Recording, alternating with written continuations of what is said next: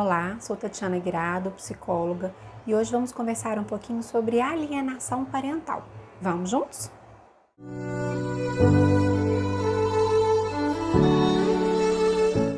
Bom, gente, infelizmente, quando falamos de términos de relacionamento, nem todos terminam da melhor forma, de maneira amigável e tranquila entre as partes. E aí, quando acontece de se interromper, de se terminar um relacionamento ao qual foi gerado ali, um fruto, uma criança, dependendo da forma como essa separação acontece em relação a este filho, pode-se dar então esse processo que nós vamos chamar de alienação parental. Então, diante da lei, se a gente pegar em termos jurídicos mesmo, o que quer dizer alienação parental? Ela é algo que caracteriza a interferência na formação psicológica do menor, promovida ou induzida por um dos pais ou avós ou outras pessoas da família que tenham a guarda ou a tutela desse menor. Tá? Isso vai estar então provocando neste menor efeitos psicológicos e emocionais negativos na relação entre pais e filhos. Então, dependendo de quem é a pessoa que está provocando, realizando a alienação parental. Bom, então a gente já sabe que é uma atitude que vai estar interferindo, na formação desse menor de uma forma intensa em relação ao seu lado psicológico e emocional. Mas quais atitudes, como isso acontece? Então, o que a gente tem que pensar? Quando acontece um processo de separação, na maioria das vezes, no litigioso, uma das partes se sente muito ferida, muito magoada em função de tudo que aconteceu. E às vezes é como se usasse como arma mesmo os filhos para atingir a outra pessoa em termos do sofrimento, querendo fazer com que o outro sofra aquilo que eu estou passando, aquela dor que eu estou vivendo. Claro que não é um processo tão consciente muitas vezes, por isso que quem está de fora, as pessoas envolvidas, precisam ficar atentas nas reações das crianças, como que tudo isso está acontecendo, porque a pessoa também que às vezes está fazendo alienação parental, ela também está em sofrimento, ela também quer aliviar de alguma forma aquilo que ela está vivendo. E aí, quais são então essas atitudes que essa pessoa pode ter e fazer que vão caracterizar como alienação parental? Claro que a gente vai ter uma gama variada de atitudes, tudo tem que ser avaliado, tanto pelo profissional psicólogo, quanto às vezes pelo profissional da área jurídica, que vai estar definindo tudo isso. Mas o que a gente tem como alguns pontos que a gente pode observar é a questão de você estar o tempo inteiro degradando a imagem da outra pessoa para as crianças.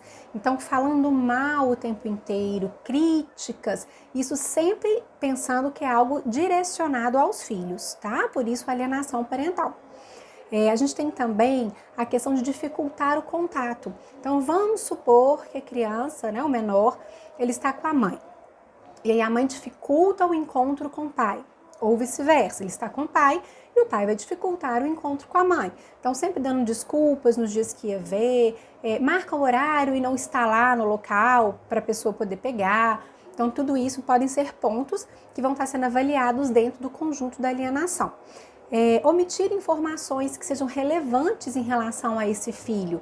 Então, as duas partes elas precisam continuar sendo responsáveis pelos filhos. Se uma parte omite informações relevantes em relação a essa criança, é algo que também que não deve ser feito. Apresentar falsa denúncia, tanto em relação a esse outro progenitor, ou às vezes, por exemplo, aos avós, tios mais próximos, tudo que vai gerar de alguma forma um prejuízo, uma dificuldade, para que essa criança ou adolescente tenha contato com a outra parte que naquele momento não está sob a guarda. Tá? Então, todas essas coisas que dificultam a convivência precisam, lógico, ser avaliadas, mas seriam essas as atitudes que a gente entenderia como um processo de alienação parental. Tá? Por que é importante a gente falar disso? Porque, como foi dito lá no conceito jurídico, é uma alteração que vai interferir no funcionamento psicológico e emocional desse menor. Então aqui entra o papel nosso, dos psicólogos, porque são pessoinhas que vão precisar de uma ajuda, porque tudo isso pode refletir nelas através de alguns comportamentos, podem desencadear algumas questões. Quais seriam elas? Desenvolver um sentimento de culpa, uma angústia enorme porque ela não sabe o que está acontecendo. Então esse processo traz uma confusão na cabeça desse menor, que ele já não sabe mais se ele pode ou não gostar do pai e da mãe. Quem é que está falando a verdade? O que está acontecendo? Então esse processo de confusão pode deixar na criança esse sentimento de culpa até em relação a ela do que está acontecendo.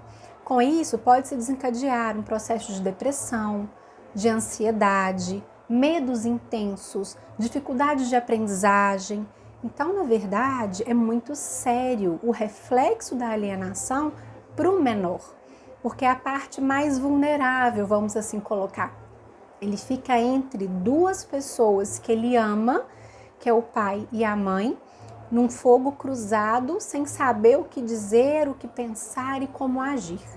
Portanto, a partir do momento em que nós nos responsabilizamos, em criar nossos filhos, estando casados ou não, essa responsabilidade pela preservação do desenvolvimento dos nossos filhos, ela continua acontecendo.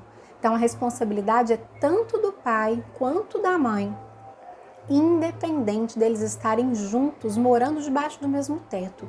Isso é algo que não pode mudar. Portanto, cuidado nos seus processos de separação, estejam atentos, não façam isso com os filhos de vocês. É sério, E a gente tem que tomar todo esse cuidado para a gente não afetar mais do que o necessário, porque toda separação, óbvio que afeta os filhos, mas a gente não precisa fazer mais do que aquilo que já é o normal de acontecer, ok? Então tá bom. Grande abraço a todos, muito obrigado por estarem aqui mais uma vez e até breve.